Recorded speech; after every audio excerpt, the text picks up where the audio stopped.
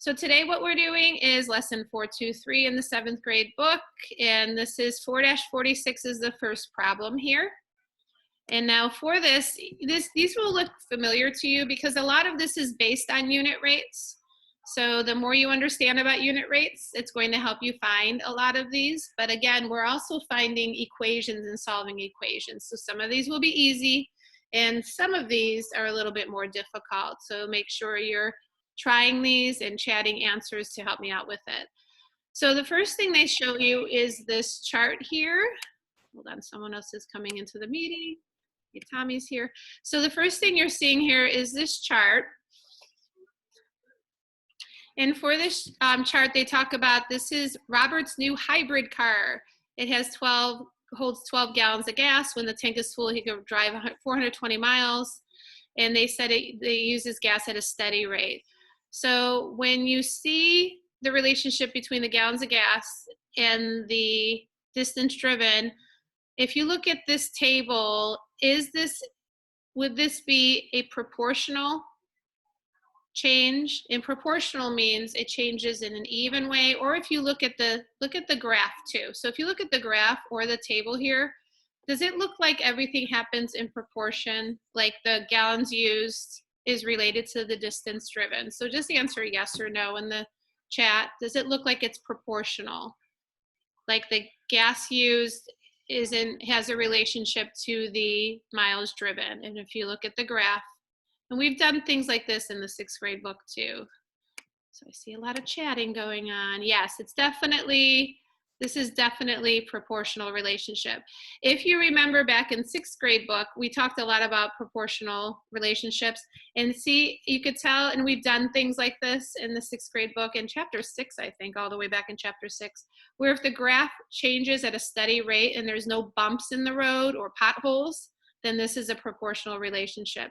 So see how smoothly the line goes up? That means it's in proportion.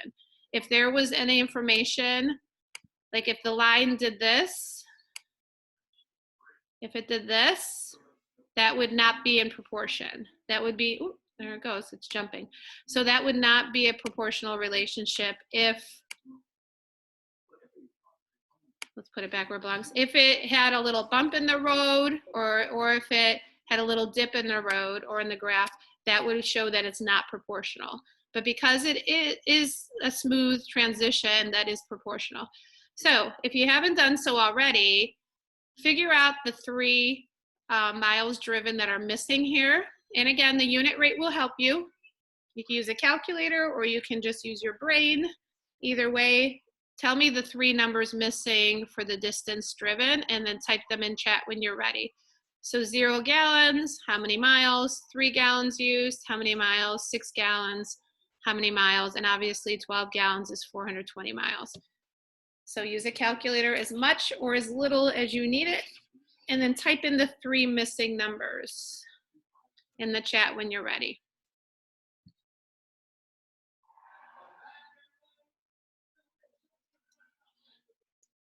So type that in chat when you're ready. Figure out those 3. First one's easy. Figure out the next 2.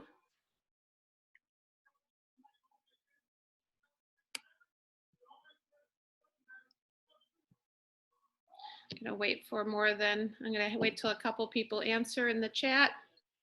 And you'll have to do similar things on your homework tonight. You have a table, you have a couple tables to fill out. You have no graphs to draw. You're just looking at the tables and filling in missing amounts and figuring out formulas too for the homework. So I see 1 person answered so far.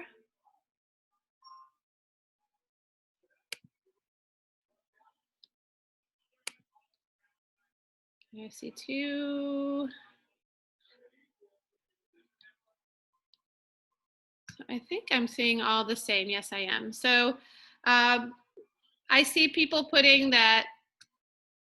Now be careful on the Colin, be careful on the first one. 0 miles would be 0 gallons. So 0 equals 0.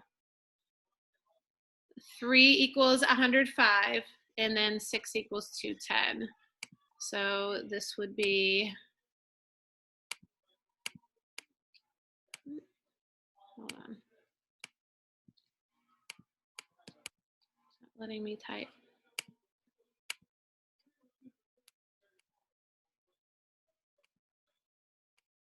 Oh, why isn't it letting me do anything? Hold on, guys. Love when this, oh, there it goes. 0 would be 0. It's jumping. I'm not sure why it's jumping either. It's not lined up right. Okay, 0 would equal 0, so the 0 should stay here. I don't know why it keeps jumping up there. 3 gallons would be 105. It keeps jumping. 3 would be 105, and then 6 gallons would be 210 miles. So that would be correct. Not sure why they keep jumping up there. So that would be 0, 105, and 210 for here. Let me see if I format this. No, it's not going to let me. Now it's not just going to show that. Okay, so that would be that. Let me get rid of that. Now, so how did you find that? Like, what did you do to find those missing amounts, which is C's question? Well, it tells you. What is the unit rate for this? Because probably you found the unit rates to find the relationship between these. And what was the unit rate for here?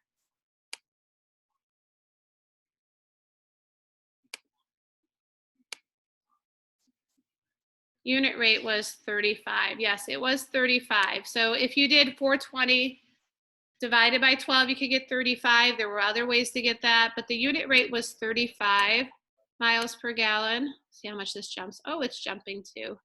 I don't know why it's jumping. 35 miles per gallon. So let me bring that back down. 35 miles per gallon. So that's how many miles you have for one. That would be 420 divided by 12. Now, when you look at the graph here,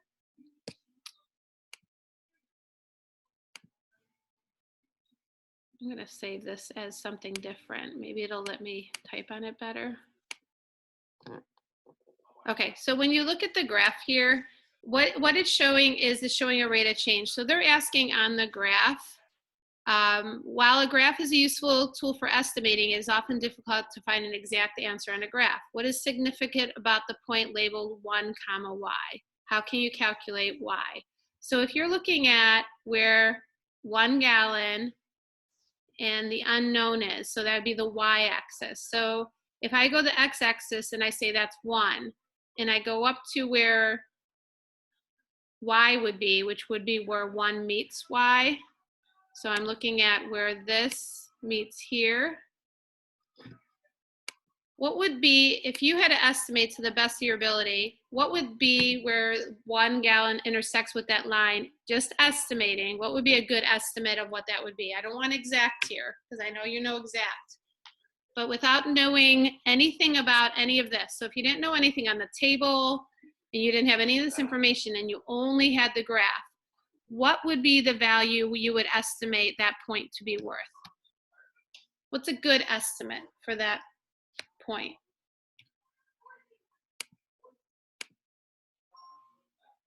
Okay, and now 35 is great because we know that's the actual answer, but I'd say 30 to 40 is a good estimate. So 30 to 40 gallons would be a good estimate if we didn't have the table. Because if you look here, if this is 0 and this is 60, and it looks like it's almost halfway between, that'd be about 30 to 40 gallons. So if we only had this and we didn't have any of this information given, you only had the graph, you could still get a pretty good estimate that it's about 30 to 40, miles per gallon. And we know the actual answer is 35, but that's the way you could estimate using this. So we already have the unit rate, and we figured out that. So it is definitely, this is definitely 35 miles per gallon here. Now, this is a little bit trickier. It's not impossible, but what I want you to do is think of an equation that you can write for F. So for F, Yes, and 30 looks like half. So half is good for that, Vivi. So for F, this is the trickiest part of this lesson, is writing an equation for what this would be equal to. So if I wanted to write an equation, and I wanted to figure out any number of gallons of gas for this, so I want to find the exact miles for any number of gallons of gas, what would my equation be? So what equals what? Anybody think about what the equation would be? Think about what we know with the unit rate. How can I make an equation? So in this equation, I'm actually going to have two variables at this point. Think about the two things I'm solving. So in your equation, you should have an equal sign, two variables that make sense with the information, and one number. So take a minute to type in what you think the equation would look like that I could use to find any number of miles. So think about the unit rate. So what equals what? So two variables. Okay, Kat, that's good. I'm going to use different variables, but I like that. And I like because X is representing the gallons and Y is representing the distance.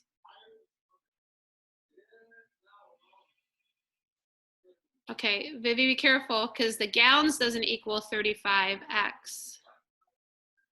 Okay, gallons times something equals distance. There we go. Okay, not that the other ones aren't right technically, but I'm going to use something more closely related to what K has. If you have distance, so I'm going to use D for distance, capital D or lowercase d, it doesn't matter.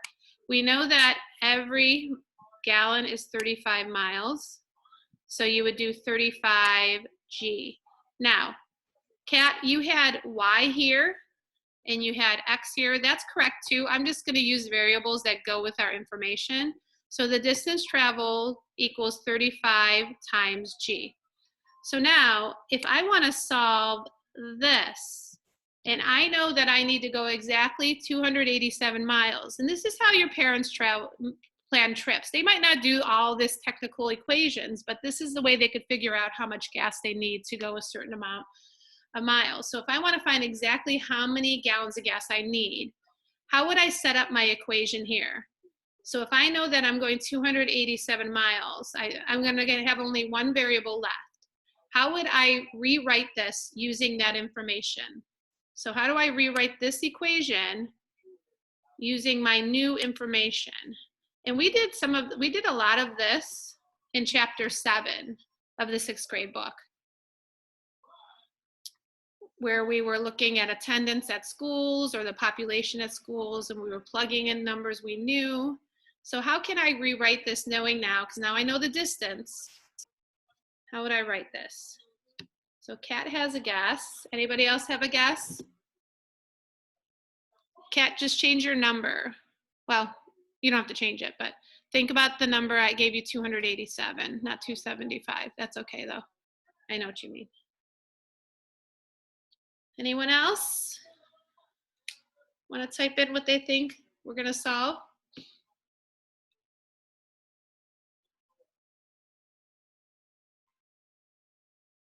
Okay.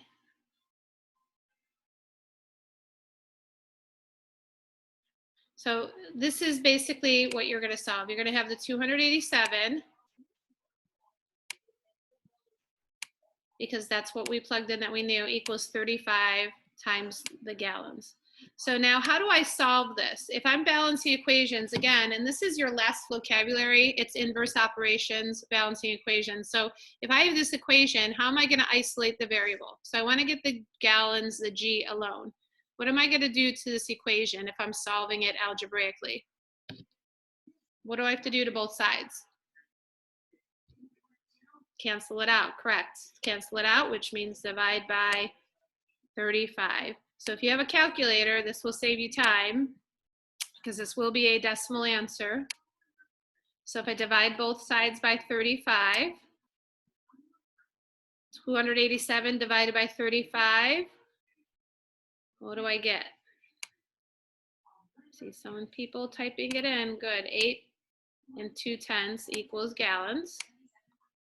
So in order to travel 287 miles, oh, careful, make sure, Vivi, you're doing that the right order. Do 287 divided by 35. Don't reverse it or you're gonna get the wrong number. So if you do 287 divided by 35, it'd be 8.2, which would be 8 2/10 gallons. So to be safe, if your parents knew their car had 35 miles per gallon of gas, they should fill up with at least, I'd say, 9 gallons of gas. And then they could get to where they need to go. So that's how you would do it. Any questions on that one? And that's a little bit lower level one. That's more of a 6th grade level one, but that started us out. So it'd be 8 2/10 gallons. Any questions on that first one? Because we're gonna do more. But the next one's a little bit more complicated. A little bit more. Let's try another one. So now they're going to get some ice cream, yogurt. Jelly Bean owns a local frozen yogurt shop. At the store, customers are serve themselves a bowl of frozen yogurt and top it with chocolate chips, raspberries, and other treats. Customers then weigh their creations and are charged by the weight of their bowls. So they have lots of places like that where you weigh whatever you get, and that's how much you pay. So Jelly Bee charges $32 for 5 pounds of dessert. Well, that's a lot. Who's going to eat 5 pounds of ice cream? But not many people buy much frozen yogurt. She needs you to help her figure out how much to charge her customers. She has customers that are young children who only buy a small amount, as well as large groups that come in and pay for everyone's yogurt together. Is it reasonable to assume that the weight of the yogurt is proportional to the cost? So knowing this here, can we say, yes, this is a proportional equation, or no, this is not? Can we say that, yes, this is a proportional relationship, or no, it's not proportional?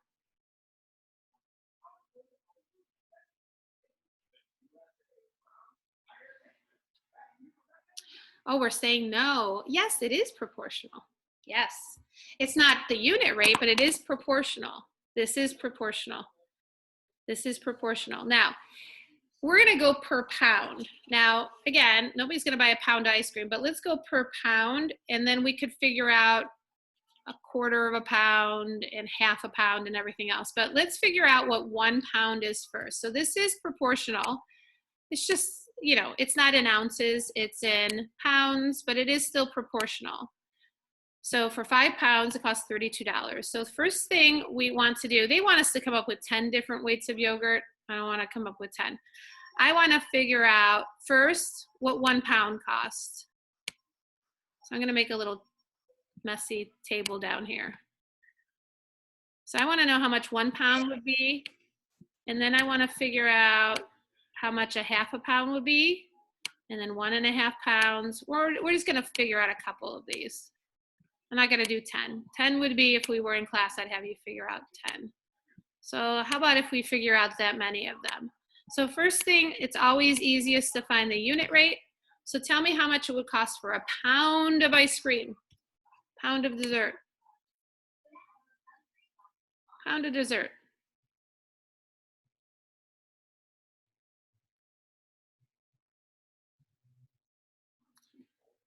Who left me? Somebody left. Somebody left. I heard somebody leave. I'll figure it out later. Oops. So how much per pound? Not that anybody needs a pound of ice cream, but how much would it be? Good. So you do 32 divided by 5, so it would be $6.40.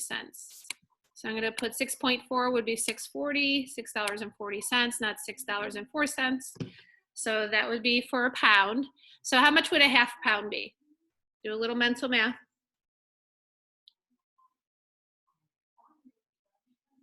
Good. I see people figuring it out. Just half of 640 would be 320. How much would it be for 1.5 pounds? 1.5 pounds. Who did I lose? I lost Maddie. Who else did I lose? Daniel just got here, but I lost a couple people. I lost Maddie. I can't see who else I lost. Okay, Daniel, let me mark you down.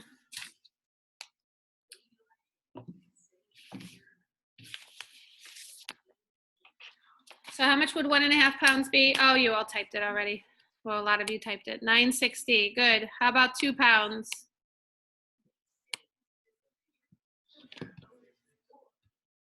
2 pounds. 2 pounds. Think about what you know, what I'm showing you. So 2 pounds shouldn't be that hard. Look at what you know. 1280. And then finally 2.5 pounds. So think about what you know about 2 pounds and a half pound. So 2.5 pounds would be how much money?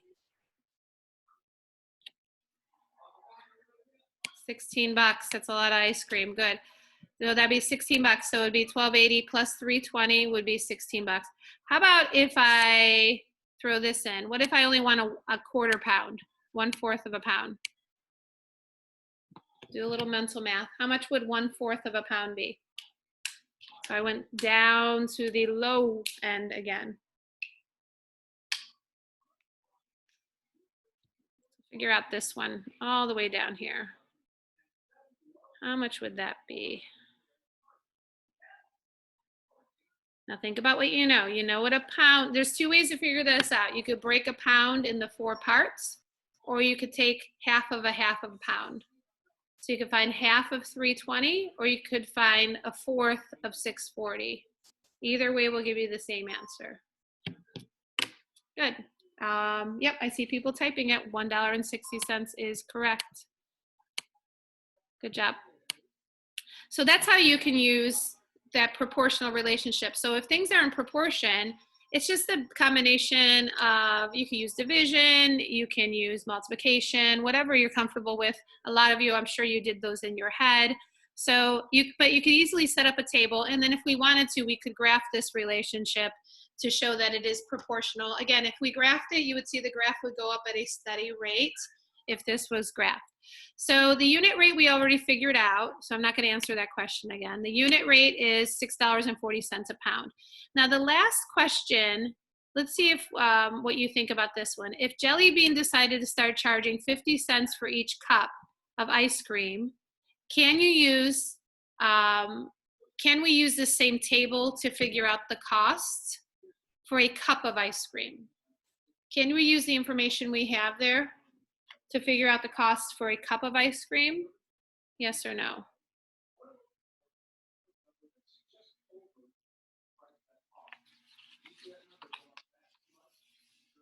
So if they want to charge 50 cents for a cup of ice cream, will this table help us figure out how much they pay?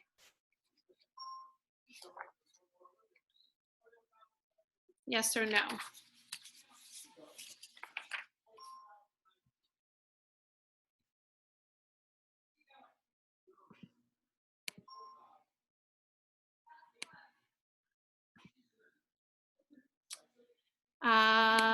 I see a lot of yeses. Well, how many pounds are in a cup?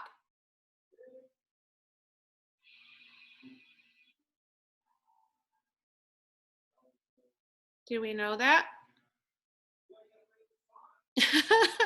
Huh? Yeah, exactly. So my point is, no, we can't use this table. This table is in pounds. This is in pounds and price. It's price per pound. It's not price per cup. So we can't use this table to answer D. We cannot use this table for D. This table would not be helpful. So basically, we'd have to create a new proportional relationship where it's 50 cents for 1 cup, $1 for 2 cups, because pounds are a lot bigger than cups. So because of that, and they're not related in the same way, because what if they have, like some yogurt places have 3 different cup sizes? Well, if we don't know what size the cup is, then it can't relate to it. So definitely we can't use this table to solve that one, okay? That's okay, Maddie. Okay, let's try this. Lexi claims that she can send 14 text messages in 22 minutes. That doesn't seem amazing nowadays. This shows the age of this book. I'm sure you guys could send a lot more text messages in a lot shorter time. Her teammates, Kenny and Esther, are trying to predict how many text messages Lexi can send in a 55-minute lunch period if she keeps going on at the same rate. So this is the information that they figured out. So see, this is what they did during lunchtime. So Kenny's work is, she said she can do 14 text messages in 22 minutes. He thought, well, if that's true, then that's 7 messages in 11 minutes, and they want to figure out how many for 55 minutes. So when you look at this table, does this look like it's a proportional relationship, the way that Kenny worked on it so far? That's fine, Kay. Does this look like a proportional relationship? Yes, yes, yes, yes, yes, yes, very good. So if it's proportional, go ahead and try to figure out, now this is a little bit trickier than the last ones we did. How many messages should she be able to send in 55 minutes? So try to calculate that any method you want for now. This is a proportional relationship because everything, the messages change at the same rate that the minutes change. But now I want to figure this out. So this is what I want to figure out. Use a calculator, use your brain, use any method you want. I'm going to give you a formula for it, but for now, use any method you want to solve this. And this is a little trickier formula, but I want to see how you can do with your brain power. Because it definitely doesn't change in an easy way. And there's a little bit more involved to figure this out. But let's see what your brains can figure out. How many messages in 55 minutes? There is a way to use the table to figure this out. But there are lots of other, there's probably 3 or 4 good ways to find the answer to the messages here. All I want you to do is tell me how many messages would be here, whatever way. How long in the it doesn't matter. It just, how many messages and how many minutes? It's proportional. So if she does 14 messages in 22 minutes, 7 messages in 11 minutes, how many messages in 55 minutes? It's going to be an exact number. It won't be a decimal. It will be exactly how many messages in how many minutes. 385 is too high. Because think, if it's 14 messages in 22 minutes. Anybody have another guess? I'll give you a big clue, and this clue will probably give you all the answer very quickly. Look at here. Look at how 14 becomes 7 and 22 becomes 11. Think about how 11 becomes 55. So what would 7 become? So you can use the table for this, but I'm going to show you a more complex way too. So if 11 becomes 55, 7 becomes what? That's the easiest method to do this? Yeah, it would be 35 messages. Oh, that's pencil is terrible. Let's get back to here. I can barely see that. So it'd be 35 messages in 55 minutes. So now, if you didn't have the table, that would be more complicated. There is an equation way to solve this. Now, they want you to write an equation, and I feel like this is the most difficult one to write.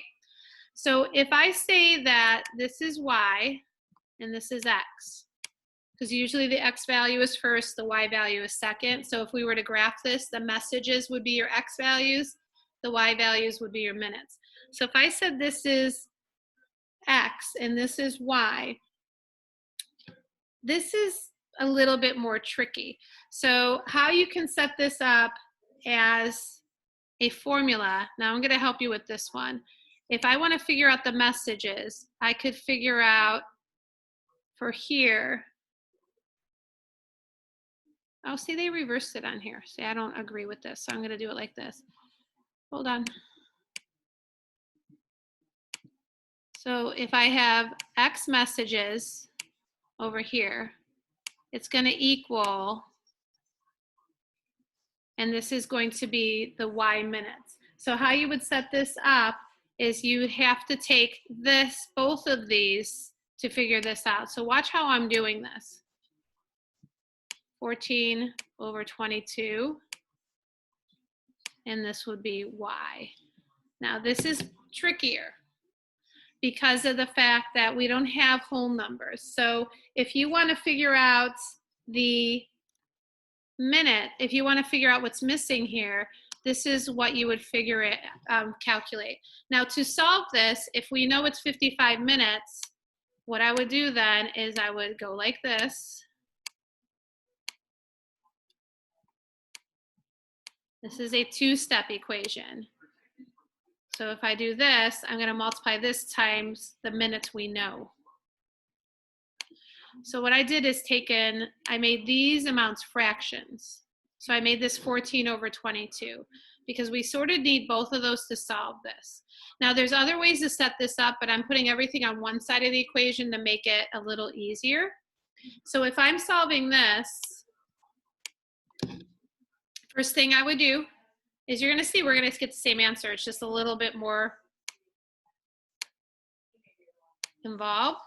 What's 14 times 55? So if you have a calculator, tell me what 14 times 55 is, because if I was multiplying these two together, I first have to multiply the numerators.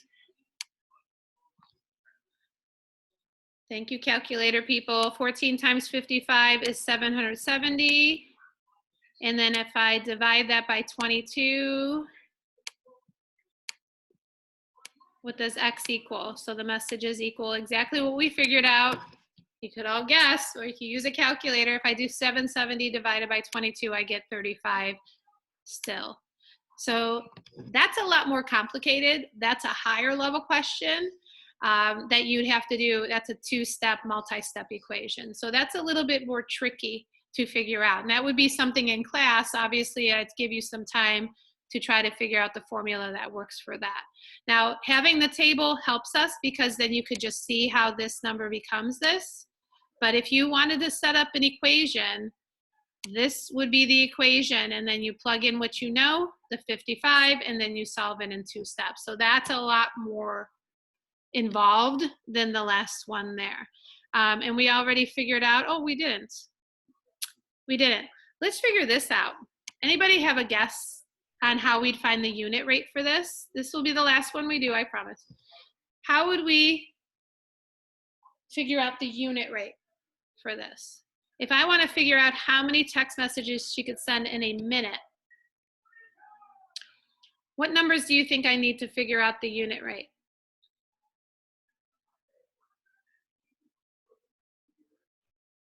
Any guesses? So think out of this, the information we know up here, let me erase a little bit of the stuff I got going on here so you can see the numbers again. What numbers can I use from this data? Yes, I could use the 7 and 11, but what am I going to do with those 7 and 11s? Or, Devin, I could use the 14 and 22. I could do either set of numbers, Devin and Vivi. But what am I going to do with the numbers to find the unit rate? So I could use 7 and 11, or I could use 14 and 22. I am going to multiply or divide. Which one am I going to do? Am I going to do 14 divided by 22 or 14 times 22? Or am I going to do 22 divided by 14? Or do I want to do 7 times 11? Or I think divide is right. Yes, Kat. So what am I going to divide? Am I going to divide to find the unit rate? Am I going to do the messages divided by the minutes or minutes divided by the messages to find the unit rate? So am I going to do messages over minutes or minutes over messages? Doesn't matter what's larger, Vivi. Be careful. That doesn't matter.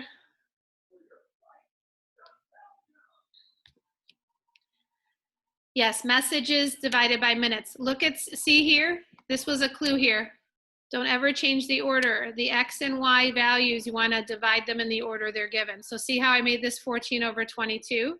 So to find the unit rate, you can do 14 divided by 22, or you can do, you both said two different things and you're both right, or you can do 7 divided by 11, and guess what? You'll get the same answer no matter which one you do. So when you divide the messages divided by the minutes, it'll give you the rate per minute. So what's the rate per minute? It's going to be a repeating decimal. So if you do 14 divided by 22, or if you do 7 divided by 11, you will get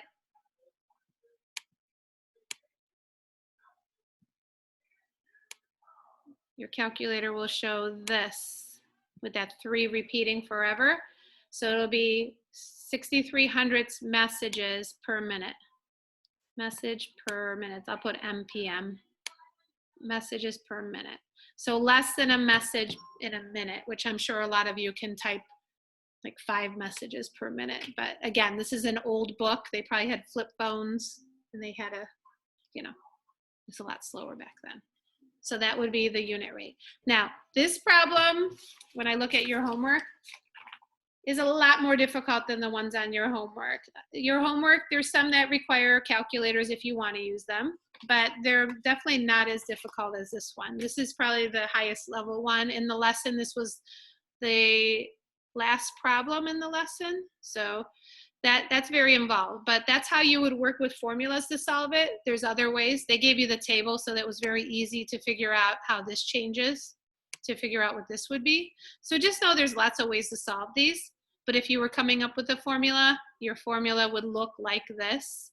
And always remember for order here, if you're solving, like if they say they want to know the messages in a minute, then you always want to have the messages over minutes, because you think about messages per minute. If they were doing minutes per message, then you would reverse it. But if they say messages per minute, the order they say it, like they say it here, would be the order you write your fraction, if that makes sense. Messages over minutes. Now, if they said minutes over messages, that would be different. But that's how you would set it up. Any questions on this?